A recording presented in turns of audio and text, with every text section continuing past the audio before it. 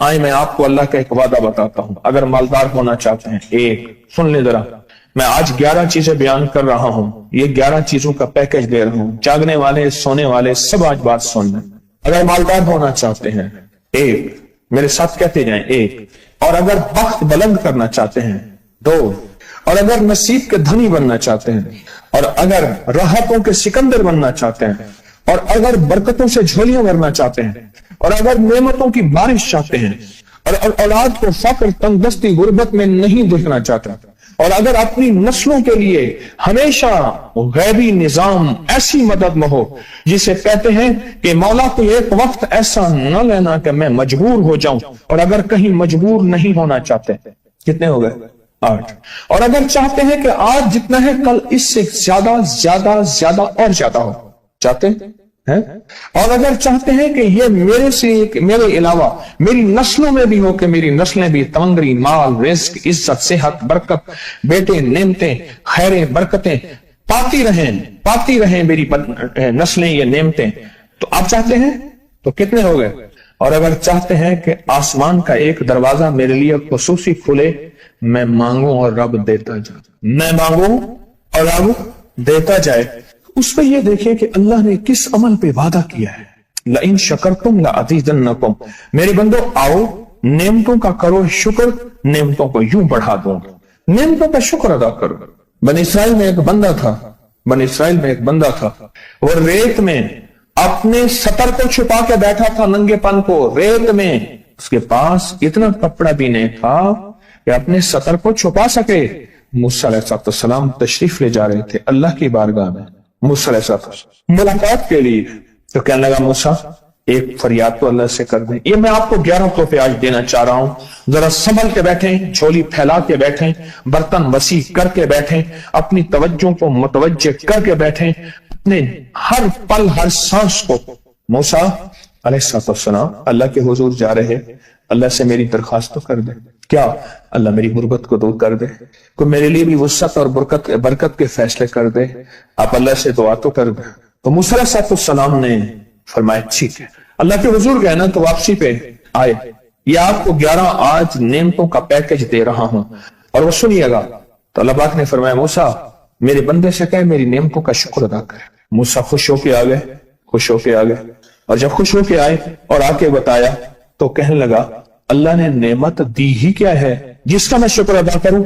ہوا آئی وہ ریت بھی اڑا کے لے گئی، ہوا آئی اور وہ ریت بھی اڑا کے لے گئی جس ریت سے سطر کو ڈھانکا ہوا تھا۔ موسیٰ علیہ السلام کے پاس ایک بندہ آیا موسیٰ علیہ السلام کے پاس، اے اللہ کے نبی مالدار زیادہ ہوں، کچھ دعا فرمائیں کم ہو جائے، تھک گیا ہوں، گنتے سنبھالتے تھک گیا ہوں، کچھ دعا فرمائیں۔ تو موسیٰ علیہ السلام نے فرمایا رزق ضائع کر غریب ہو جائے گا، اور سن کے چلا گیا، اور فرمایا تو سب سفر میں جا اور پھر واپس آ تو مجھے بتانا، یقینی تیرا رزق کم ہو جائے یا ختم ہو جائے۔ واپس آیا تو کہنا موسیٰ بہت زیادہ بڑھ گیا، اتنا بڑھ گیا، مجھے ایک یاد ہے انگلینڈ سے ایک صاحب آئے، اس نے بھی یہ شکایت کی تھی، کہنے لگا کوئی دعا ہے، میں نہیں چاہتا ختم ہو جائے، میں کہتا ہوں ذرا تھم جائے، یہ الفاظ تھے۔ کہنے لگا ایک مشین رکھی ہوئی ہے میں نے، اس میں پاؤنڈ چھوٹے بڑے وہ علیحدہ کر کے پھر بنڈل بنا کے دے دیتی ہے، ہاتھوں کا کام ختم ہو گیا۔ ہمارے ہاں ایک پہلوان ہوتا تھا، سب کو کہتا تھا ایسے ہی، یوں ہاتھ مارتا تھا اپنے رانوں پہ اور کہتا تھا آؤ میرے ساتھ لڑو، اور جو اس سے ڈاڈا ہوتا تھا اس کے ساتھ پہلی ہی بازی میں نیچے سے ہاتھ کاٹ کے کہتا تھا ساری بات سے ہماری بس ہے۔ تو وہ نوٹوں والا کہنے لگا میری بس ہو گئی ہے، گن کے کوئی ایسا نہیں ہو سکتا کہ بس کوئی یعنی ختم نہ ہو، کہ تھوڑا سا سٹاپ ہو جائے۔ اب وہ جب آیا تو موسیٰ آپ نے فرمایا تھا کہ یہ تو کچھ زیادہ ہو گیا، اور میں یہ بتا تو کھانا کیسے کھاتا تھا، اور میں اونٹ پہ چلتے ہم نے کھانا ہوتا ہے، میں گلے میں رومال باندھ دیتا تھا، ادھر گلے میں باندھ دیتا تھا، ادھر اونٹ کے کانوں کے ساتھ باندھ دیتا تھا، اور اس رومال کے اندر چھوٹے چھوٹے ذرے گرتے تھے पहले ना सफर में ऐसी रोटियां पकाई जाती थी जो महीनों हफ्तों खराब नहीं होती थी। मेरी नानी अम्मा भी पकाती थी, उनमें सौंफ भी होती थी, सफेद जीरा भी होता था, मीठा भी होता था, मीठे मन पकाए जाते थे और वो लोग खाते थे। ऐ मूसा, मैं वो खाता था और रुमाल में छोटे छोटे जर्रे गिरते थे। फिर जब मैं उतरता था, कोई देखता कि चूंटियों के कोई बिल है, मैं वहां डाल देता। और अगर मैं कहीं जाता था काफले में और हम कहीं बैठ के खाना खाते थे तो ऐसी जगह बैठते थे जहां खाना गिरे तो कोई जानवर आके खा जाए। और मूसा, अगर मैं खाना खाता था तो बोटी में से थोड़ा सा गोश्त छोड़ देता था। इसके बारे में भी वजाहत है। अगर सफर में हो और जंगल में हो, गौर से समझिएगा, रिस्क वसी करना चाहते हैं, ये मैंने भी आजमाया था सिर्फ 2 बार जिंदगी में। रिस्क वसी करना चाहते हैं तो बोटी में से थोड़ा सा गोश्त छोड़ दें, जैसे वलीमे में अफरा तफरी होती है। अगर चेक करना हो तो वलीमे में जाके देख लेना, दावत या वलीमा वगैरह हो। कहने लगा कि तुझे सबसे अच्छा आदमी कौन लगता है दुनिया में? कहने लगा जो वलीमे में कहता है खाना खोल दो, सबसे बड़ा अच्छा बंदा मुझे वही लगता है। कहा कि मैं सफर में थोड़ा सा गोश्त छोड़ देता था और उस जगह में जानवर आ जाएं। मूसा ने फरमाया कि तेरा रिस्क कभी कम नहीं हो सकता, जा तेरा रिस्क कभी कम नहीं हो सकता। दौलत, वुसअत, बरकत हमेशा तेरा पीछा करेगी, हमेशा तेरा पीछा करेगी। एक अल्लाह वाले गए एक बाग में, अनारों का बाग था और उसके हर अनार में इतने अनार निकलते थे, इतने दाने निकलते थे कि टोकरी भर जाती थी।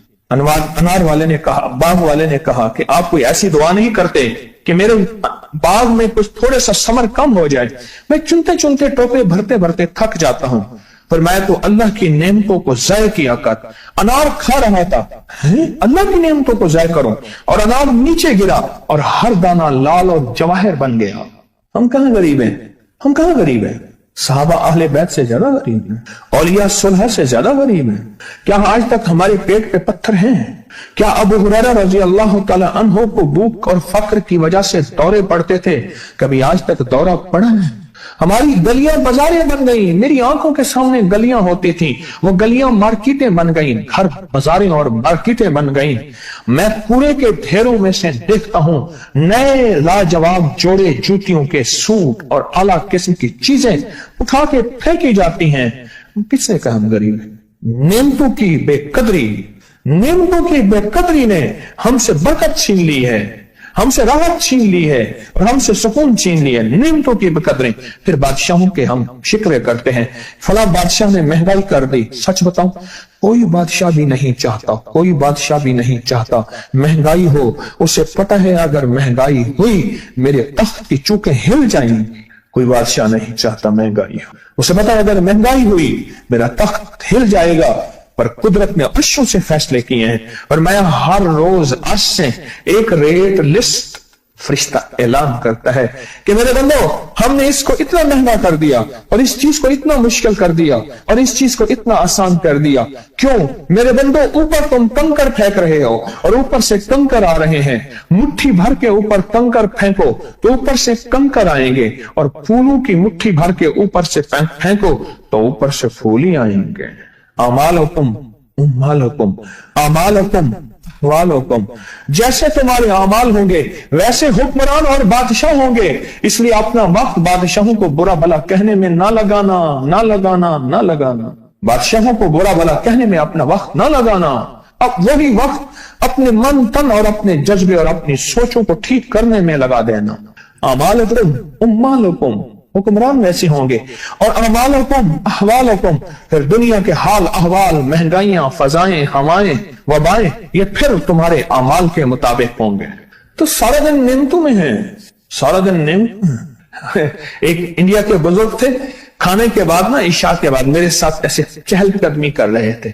मुझसे कहने लगे पाकिस्तानी लोगों की उम्र ज्यादा है इंडिया वालों से। मैंने कहा क्यों? कहा दौलत ज्यादा है, यहां फरावानी ज्यादा है, यहां नेमतें ज्यादा हैं।